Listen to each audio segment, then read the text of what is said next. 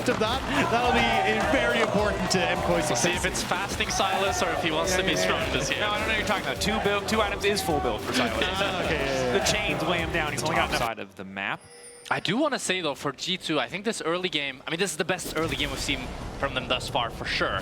But also, if you look at the nature of the matchups, you have an Italy top. Oh, Skimon is here. Hunted back. Alvaro in trouble. Flash moves backward. Unbreakable tries to find the disengaged. Super now trying to get a bit more damage down, but they should just be able to finish the support now. Super might just need to back up. Continues to auto. Yo-Yo on the way in. W to deny any further follow-up, but this area damage isn't quite there. Even with the ulti, Flash away from LeBron. Much more composed, much more like himself. As Lebrov here. Oh, with the Kai'Sul. Using a bit of the Hex Flash movement speed to get involved. Skewmon here now as well. Alvaro a bit too late, and G2 finding their footing in game 3. The confidence is starting to come back. Skewmon and Lebrov working well together, finding picks as MKOI overextend.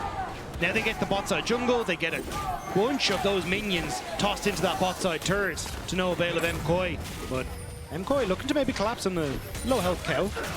Lebrov caught out here. Oh, Flash here. I think. Breakable. Oh, he procs the face rush. Wait, Super? Cow. Keep going. Ulti there. Extra movement speed. Wants to keep chasing. Doesn't have the reset on the dash. Would love to parkour over the wall now, but can't quite get there. But second Drake going over for the side of G2, and you have to feel that finally there's some life in this series as G2 getting a pretty decisive lead in game number 3. The jokes that have been had about they like to overextend, well, that comes from the fact that they have these good engage tools, but they don't really have one right now. Jojo being that sole engage tool realistically to try and set them up. Flash predict on his ultimate that they'd be able to follow it up, but it's nothing for MKOI as it ends up being Alvaro's flash burned for Scumon's. The redive. It's a half a wave. MKOI don't expect it. They assume, hey, hands off. Time for a bit of a parlay, but instead G2 full aggression on the top side of the map. They're hungry for blood. They want to find Jojo. Smite to slow him down. Flash, he tries to get himself out to safety. LeBron not quite in range. Q forward, ball breakers are going to back away. Crucial that he's able to survive because in the meantime, mid lane already being pushed out by Supa. Yeah, they just wanted to try and push out because they want to move over towards that dragon. Deny that third dragon, but Rift Herald is there for G2 as MKOI overload the bottom side of the map. It's going to be a cross map for tier 2 for Drake here. I'd say as MKOI, you're pretty happy about this. Fighting this Drake, when you press tab and you see the 2 items on this Vi. Caps caught out, deny the escape, but don't really have the follow-up. At least delaying the resets means they can get more prio in the mid lane on the side of MKOI. G2 tempo here is really, really delayed as Skewmon is still trying to get these Raptors. So, he is so damn that strong. Man is committed to getting his chicken. Respect. I was going to say, that was pretty brave as well. Super could have just dashed over the wall. Behind him. Yeah. Sometimes you got to bluff a little. Make them think you got 5 people behind. And now finally G2 able to get some structures of their own, actually take the lead in terms of towers. And remember, it was neck and neck in terms of gold. It was objectives where G2 were finding the edge, but now it's a very different story as they pull ahead. I think it's just wherever Skewmon goes, MKOI can't really match. In terms of overall objectives, they broke mid lane tier 1. Super crucial, super important objectives, something G2 have yet to do. So it does give them a bit more access to mid wave, a bit more control around that part of map, even now as Mirwin breaks another tower on the top side. But G2 committed to finding a fight here. Lebrov, potentially a bit over-eager. Never hurts to chunk the Braum out early. Gets his flash as well. Caps trying to find a stun, trying to find the gauge. Lebrov's ulti going a little bit wide. Knockback is good onto the Alistair, but maybe not the ideal target. Mirwin trying to finish the kill. Down goes the bear. Jojo Pune on the chase, trying to get in this one. And then Italy running, sprinting. Mirwin wants to get the hell out. G2 happy to retreat. Happy to grab that kill. Good body block coming in from Elyoya. Jojo Pune trying to take down Caps. Nice footwork coming in from the Annie, but he's getting closer. It feels like an inevitability. Jojo Pune chasing. Caps taken down. Massive for the Silas. Skewmon now tries to taste. The empowered Timbers coming through. Jojo Pune with the Alistair ulti, but he can't push the button! G2! Beautiful layering of the CC! And G2 strike back in this series as they're able to take down 2, they're able to get the Atakan, and some nice, fancy footwork from Caps. Alvaro tries to predict this flash, but Jungle drift quicker to connect to Jojo to finish off the rest of them. It's a wonderful play from G2 here, but Caps, no flash on it. Marked crucially, concussive blows there. Flash forward from Alvaro, they want to find that kill. The rest of G2 descending on the side. Supa is already ulted. He's in excellent position to fight, but he needs to get the hell away from the bear. Mirwin, attack speed steroid coming in. Hansama taking down Alvaro as the fight now continues. Jojo Pune off the side still has the power of the Alistair ulti, but MKOI don't want to get overeager. It's a support for mid lane trade. They're happy with what they got. No one can kill Broken Blade. Look at this health bar. He just keeps going. JoJoPune ulted. That's the Alistar all gone, but G2 instantly back away. They're waiting it out. They know they don't want to throw any more skills in, and they're taking their sweet time. You have to feel that MKOI cannot contest this Drake. When I'm looking at this Sion, just frontlining, not taking any sort of damage. You desperately need more items on this Seri because this Sylas will never be able to deal with this Sion. But maybe if the Seri is able to get that Infinity Edge, be able to get that LDR, they can finally start to win some of these fights.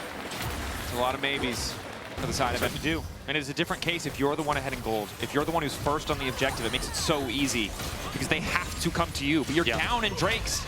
You're behind in the game, and Elyoya is going to be in trouble now. Punted back into the team. G2 happy to have an easy kill. Elyoya down, jungler gone, Broken Blade on the way in. This might just be the Baron for G2. And so beautifully played by Lebrov, so patient, waiting out the Poppy W. But they're on to the Nashor, and Lebrov has a crazy flank here. This is the confidence G2 fans were waiting to see. MCOY, they've outplayed at a man disadvantage before. We've seen it in the series. Lebrov is hiding. Can they make it happen again? Lebrov behind. Supa looking for the angle. Punch Spear went back. There's no immediate follow-up. Now Broken Blade going in. Albro knocked to the side, but it's Hansam in the backline. Look at an eye. Supa now flashing out. Supa for a brief moment uncontested. They're trying to follow, but Skewmon, he's just too far ahead. He finds the kill. Caps taking down another. Mirren and JoJoPune want to make the difference, but it's a 2v4, and they've got nowhere left to run. G2 chasing them out. The headbutt pole, the follow-up, the CC. Oh, damn, G2 finding the kills. And it was such a beautiful Sylas Viol from JoJoPune to take down Hansama, but it's too little too late, as Mirwin looks like he will fall as well. Or maybe not. How much time can he fly, though? I mean, getting good damage. The thing is, in the extended fights, he's still scary. Oh. They're managing to find one. They want to go in again. The CCC is here. He's done. But G2, maybe not giving him enough respect. Might have wanted to throw a few more members forward.